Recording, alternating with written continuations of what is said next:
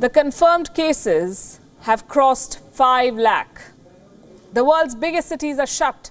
Stock markets are in free fall. The Wuhan virus has triggered an unprecedented crisis in human history. The sheer scale of it is unnerving. One virus has disrupted the whole world. And this leads us to a question. Is the Wuhan virus the world's biggest intelligence failure? Did no one see it coming? Were these countries too complacent? By the time the world swung into action, the virus had already crossed most borders. And now everyone is playing catch-up. Well, almost everyone. There is one country that seems to have an edge right now. The home country of the Wuhan virus, that is China. There is no doubt that China was hit for weeks, that Chinese people suffered. But now China says it has contained the threat. So it's closing down borders and opening up businesses. Fewer cases are being reported. Factories are up and running again. Businesses will take time to revive, but they have made a start. Companies are being encouraged to make coronavirus supplies. They're making equipment other countries might need to fight the outbreak. Gloves, masks, personal protection equipment, even ventilators. So first China put the world in ICU, and now it is selling them ventilators. Is China profiting from this outbreak? As I said, the people of China have gone through unspeakable misery. Thousands have died, they've suffered. But big business and the government now stands to gain in China. And if this sounds too sinister a plot, look at this. This is a book written in 1999, and this could offer clues into the Chinese mindset. It's called Unrestricted Warfare, China's Master Plan to Destroy America. It's a book on military strategy. It was written by two Chinese generals, Qiao Liang and Wang Xiangzu.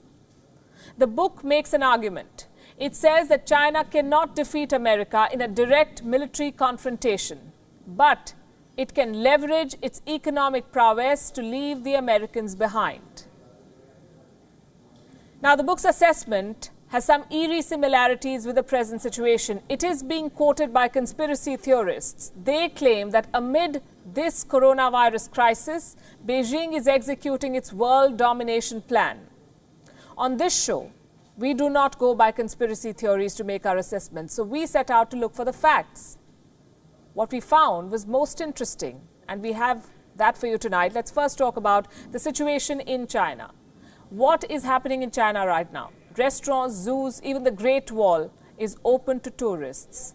Not foreign tourists, because they may bring back the virus, but the Chinese are out and about. As we say in television, they're moving towards normalcy. Restrictions are being lifted, factories are coming back online, businesses have resumed in many parts of China. At this rate, China's businesses will be up and running in a few weeks. Not without government help. Like most countries, China too has announced a relief package to revive the economy.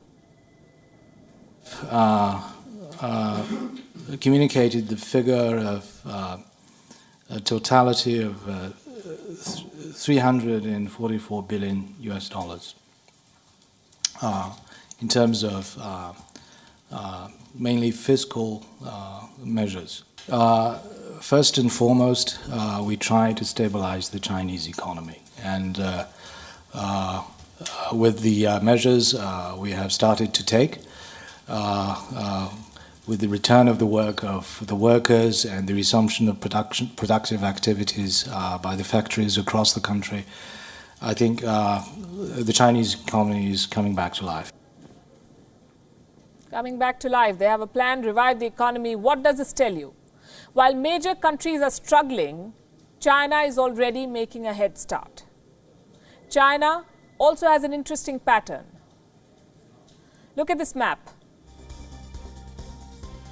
This is Wuhan and the rest of China. The coronavirus outbreak in China is what this map details. Now, some of the biggest cities in China were largely insulated from the outbreak. I say this is interesting because while the virus spread and unleashed chaos in the remotest corners of the world, it couldn't do much damage in China's top cities. I'll give you examples with numbers. Let's start with Beijing. Beijing has recorded more than 500 cases. 8 people died in the city. Do you know what's the population of Beijing? 2.15 crores.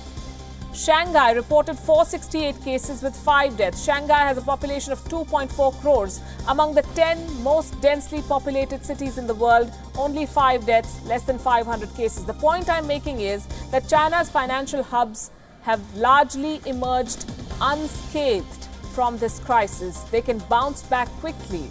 They're boosting business by creating opportunities. What does the world need right now? Personal protection equipment, masks, they're in short supply. Guess who's filling the gap? Chinese companies already at work to supply to the world. According to a report, almost 9,000 new manufacturers started producing masks in China this year.